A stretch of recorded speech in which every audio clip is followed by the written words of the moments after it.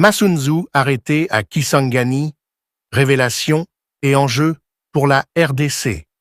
L'arrestation du général pacifique Masunzu à Kisangani, sous l'autorité du chef d'état-major Jules Banza, secoue les forces armées congolaises et la scène politique.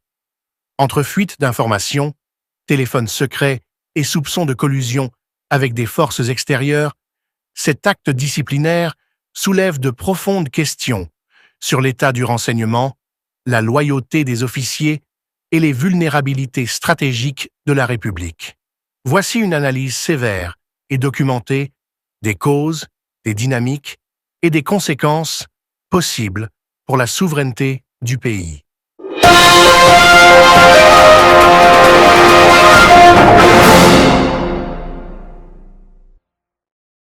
Chers auditeurs d'Afrique Flashes, bonjour. J'apprécie votre fidélité à notre station. Aujourd'hui, nous parlons avec gravité et clarté d'un événement qui n'est pas un simple incident militaire. L'arrestation et le transfert subséquent vers Kinshasa du général pacifique Masunzu, commandant de la 3e zone de défense, est un révélateur. Il expose les problèmes internes au sein des forces armées, les mécanismes des alliances régionales et les risques auxquels est confronté un État aux prises avec des menaces à la fois externes et internes. Selon plusieurs témoignages, Masunzu a été arrêté à Kisangani avant d'être transféré à Kinshasa, alors que le chef d'état-major général, Jules Banza, se trouvait également sur place pour des inspections inopinées. Tout s'est déroulé avec une rapidité surprenante, comme si une alerte d'urgence avait été déclenchée au plus haut niveau de la hiérarchie militaire. Masunzu, qui revenait d'une mission à Bujumbura, aurait été intercepté à son arrivée. Ce n'était pas une mission ordinaire. Bujumbura abrite une base avancée où la coopération militaire entre le Burundi et la RDC s'est intensifiée, notamment face à la menace régionale posée par le M23 et ses soutiens rwandais, les RDF sous Kagame. Pourtant, c'est précisément cette proximité opérationnelle qui semble avoir suscité des soupçons. Des fuites d'informations auraient circulé, suggérant que Masunzu avait participé à une réunion douteuse avec des figures militaires ou politiques liées à d'anciens réseaux hostiles au gouvernement de Kinshasa. Ce récit, relayé par bribes, mentionne l'existence de 3 téléphones, dont l'un, le fameux 3e, aurait été remis à l'officier récemment, prétendument par un intermédiaire lié à des réseaux de déstabilisation. C'est ce détail qui aurait incité le général Jules Banza à intervenir personnellement. Le contexte doit être compris pour mesurer la gravité de l'affaire. La 3e zone de défense couvre une région stratégique, servant de charnière entre l'Est et le centre du pays. C'est là que se joue l'équilibre des forces face aux mouvements armés, ainsi que la stabilité de la chaîne de commandement. Si un commandant d'une telle importance est soupçonné de collusion ou de fuite d'informations, cela menace toute l'architecture de sécurité. Dans une armée déjà affaiblie par les infiltrations, les rivalités internes et les difficultés logistiques, la loyauté devient une ressource aussi rare que précieuse. Ce que cette affaire révèle, au-delà de Masunzu lui-même, c'est la fragilité d'un système où les loyautés individuelles peuvent être manipulées.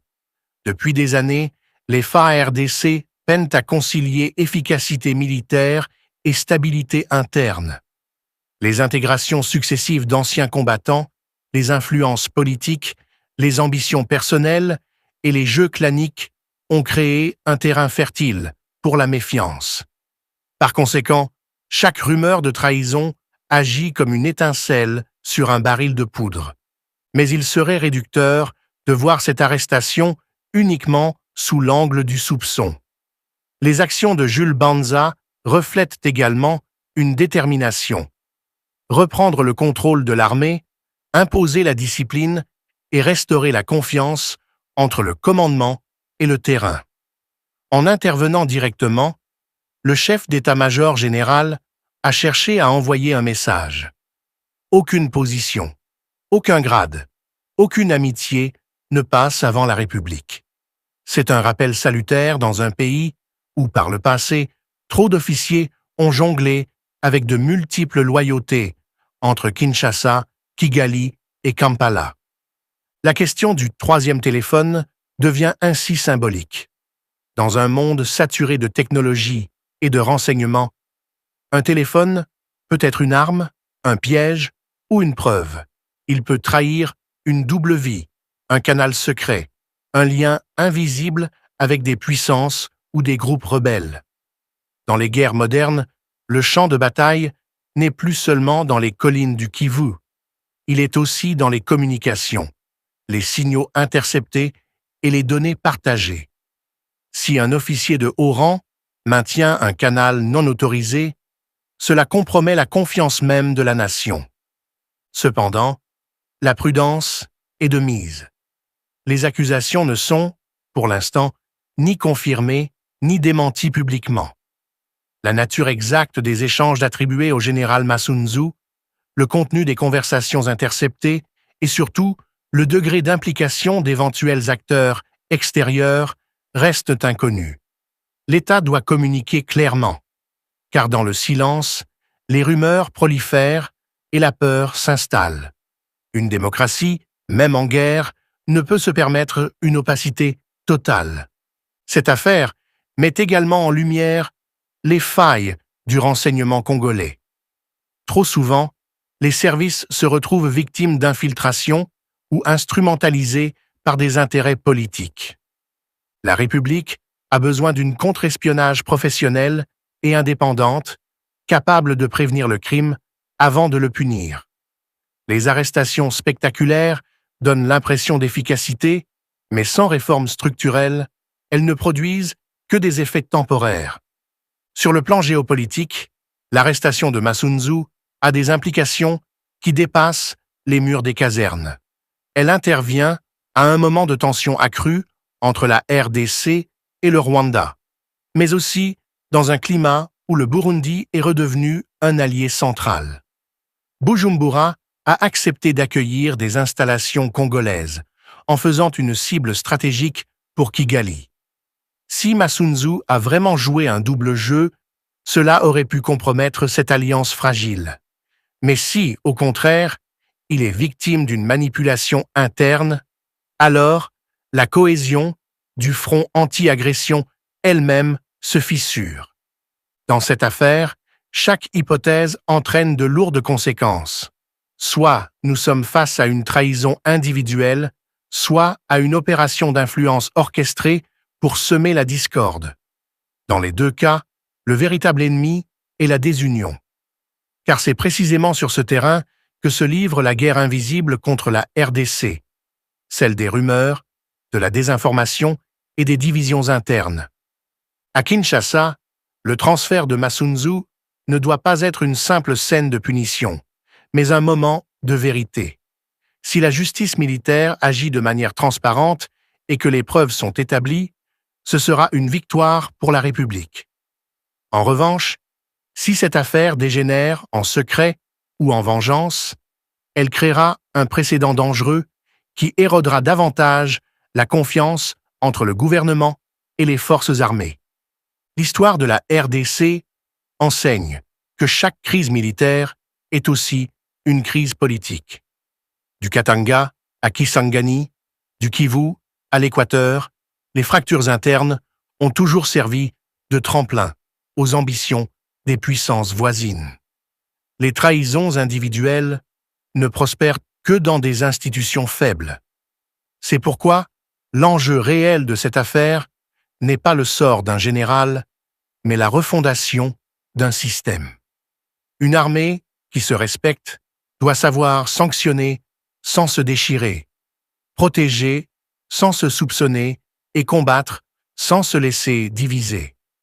Chers auditeurs, ce qui se joue ici dépasse les noms et les téléphones. C'est la lutte pour la crédibilité de l'État congolais, pour sa souveraineté, pour la survie même de la nation. Si le général pacifique Masunzu est coupable, il doit répondre de ses actes. Mais s'il est innocent, l'État doit aussi réparer, car une injustice envers un soldat loyal est une trahison de la patrie. Que cette crise serve de leçon. Le Congo a besoin de vigilance, de justice et d'unité. Les ennemis du pays n'attendent qu'une chose, que nous nous déchirions. À ceux qui œuvrent dans l'ombre pour affaiblir la République, qu'ils sachent que le peuple congolais veille, que la vérité finira par émerger et que la dignité nationale n'est pas à vendre. D'abord faire un toilettage pour un peu expliquer c'est quoi les Red Tabara pour ceux qui ne connaissent pas, l'armée burundaise. Et puis, on va maintenant laisser que chaque personne puisse commencer à commenter. On va un peu déchiffrer, on va déchirer, on va déstabiliser, on va redessiner l'idée de Moïse Nyarugabo et du ministre des réseaux sociaux du Rwanda, monsieur Olivier Mungumengo, comment on l'appelle? Papa Atex l'appelle. Non, non, papa Atex l'appelle un nom là qui est bizarre, là j'ai oublié. Mengu, c'est quoi là? Donc, on va essayer de parler de ça. Ok, on ne dit pas qu'on maîtrise tout, mais si vous avez quelque chose à ajouter, ou bien quelque chose à contredire, vous êtes le bienvenu, vous pouvez contredire. Merci beaucoup. Alors, merci beaucoup. À Moueto qui demande qu'on lui donne quelques minutes pour parler. On n'a pas encore fait le toilettage, on commence avec toi. Faisons d'abord le toilettage, non? Ok, Moueto, allez-y, comme ça on va faire le toilettage après toi. Bonjour à tout le monde. Bonjour, bonjour. En fait, l'armée burundaise n'a jamais tué le Banyamulenge. Jamais. Il n'y a pas un Banyamulenge que Moïse et les autres outils de FPR qui peut parler que celui-ci a été massacré par l'armée burundaise. Jamais. Et surtout, ce que je veux vous éclaircir, le Red Tabara est venu en RDC sous recommandation de Kabila, l'ancien président, aujourd'hui qui est avec le FPR et M23. À l'époque, c'est là où que moi je trouve beaucoup de Banyamulenge, vous allez m'excuser, ne sont pas intelligents. Comment vous pouvez acclamer Kabila alors que les Red Tabara sont nés quand lui il était là? On vous tuait qui par même Nyarugabo. Mais Nyarugabo était avec Kabila à l'époque. Jusqu'à maintenant, il est avec Kabila. On nous a massacrés quand il était là. Il était une autorité d'ailleurs. Mais il n'a jamais parlé à l'époque. Pour le moment, il commence à parler au compte. Donc, il fait le plaidoyer contre son pays pour le compte ou l'intérêt des agresseurs qu'il connaît très bien, très bien. En fait, il n'y a pas aucune chose, aucun événement qui a été passé chez nous, en RDC, tout en RDC d'ailleurs, que Nyarugabo ne connaît pas. Il connaît très bien, mais il n'a pas besoin, il n'a pas cette force de parler la vérité. C'est comme ça que les démons travaillent. En fait, c'est ça, il connaît ce qu'il fait, il connaît qu'il sacrifie son peuple au compte de son propre intérêt ou l'intérêt de son chef, qui est les agresseurs rwandais. Merci beaucoup. Merci beaucoup, Moueto. On va commencer. On commence Alors, on va un peu faire le toilettage pour que les gens puissent comprendre c'est quoi les Red Tabara, parce que beaucoup parmi nous ne comprennent pas. Ok. Qu'est-ce qui s'est passé?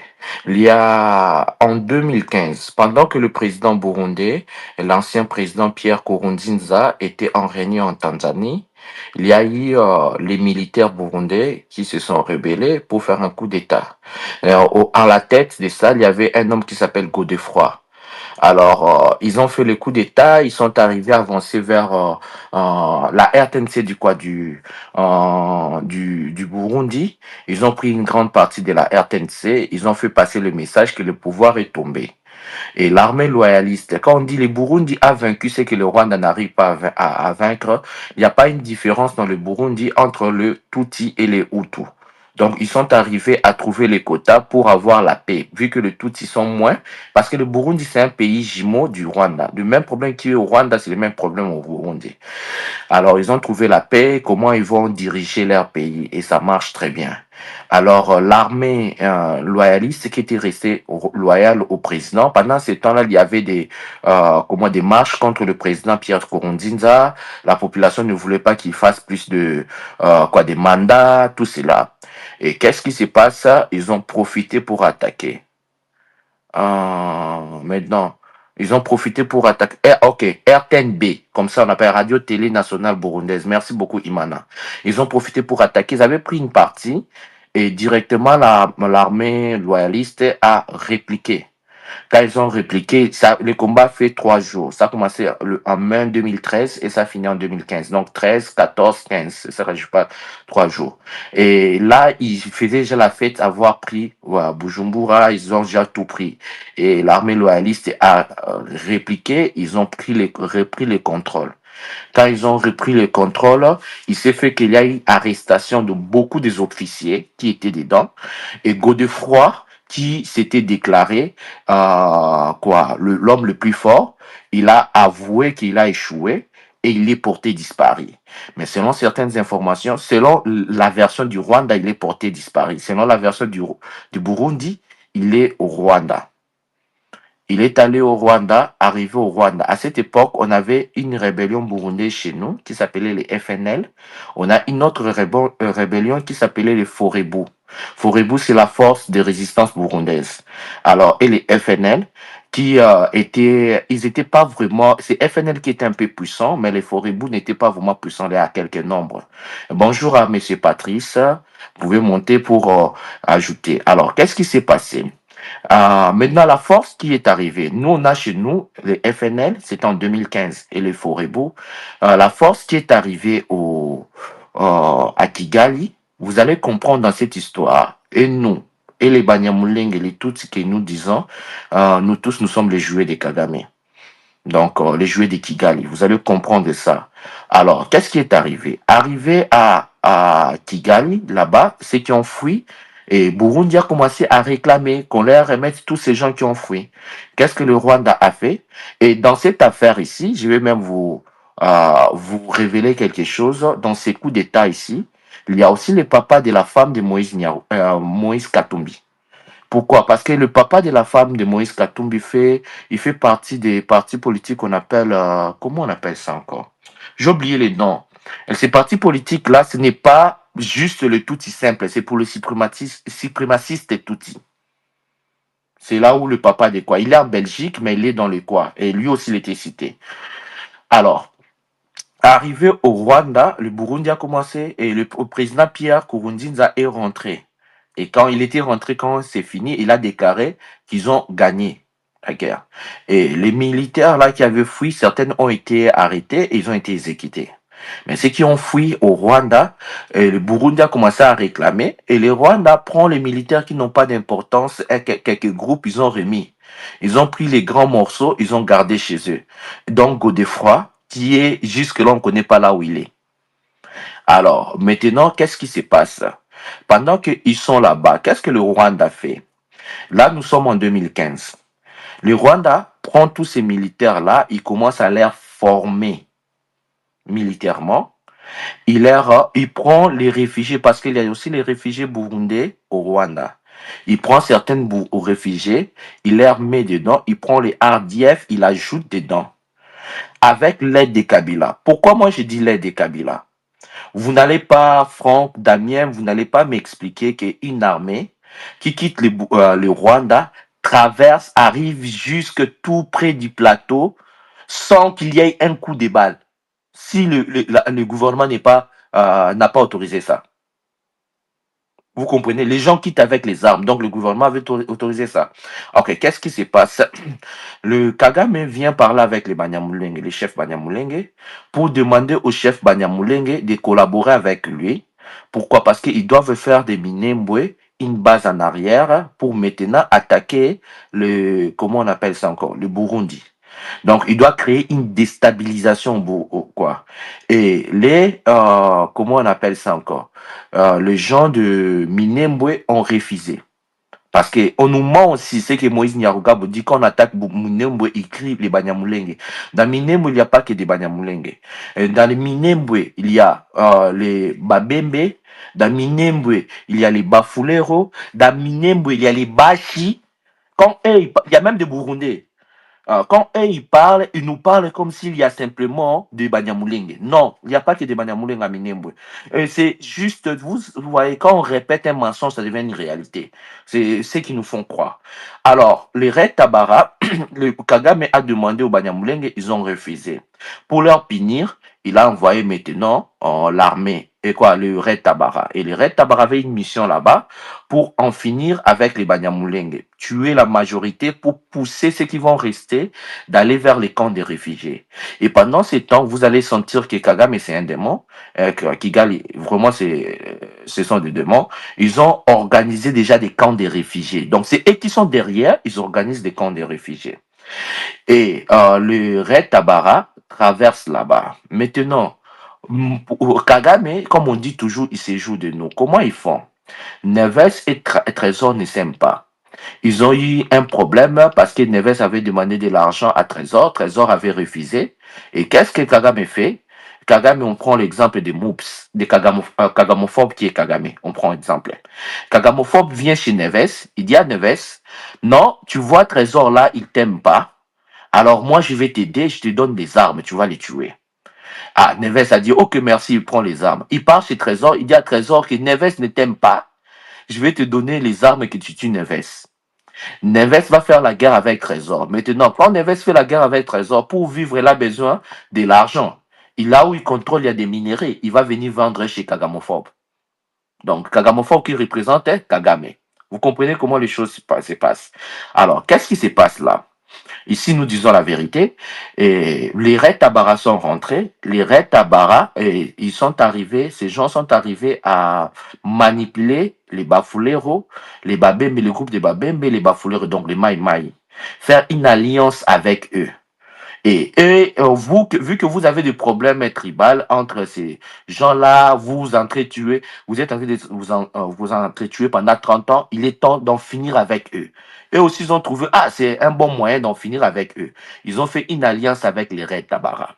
Et ça, nous sommes en 2017. Après que ces Red Tabara ont fini leur formation.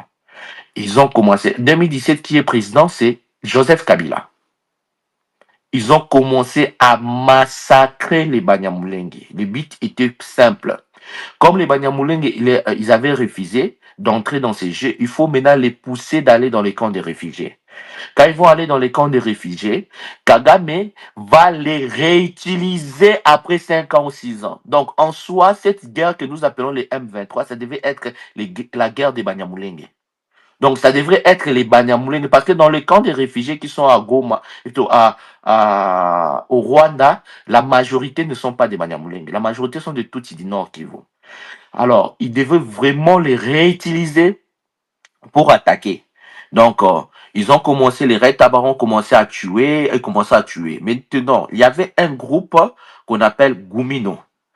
Et Gumino se sentant un peu perdu, avec le mort de leurs frères, de leurs ceci, qu'est-ce qu'ils ont fait à cette époque? Et puis le gouvernement congolais, et là Moïse Nyarugabo est dans le gouvernement congolais. Il n'essaye de rien faire, il part là-bas, et c'est que lui, il essaye de dire que, oh non, même si votre papa c'est un sorcier, votre maman c'est un sorcier, il reste toujours votre maman. Là, il parlait très bien. Aujourd'hui, il vient nous parler, oh non, on tue. Mais à cette époque-là, il parlait pas ça. À la grande surprise, les Gumino essayaient de faire la résistance.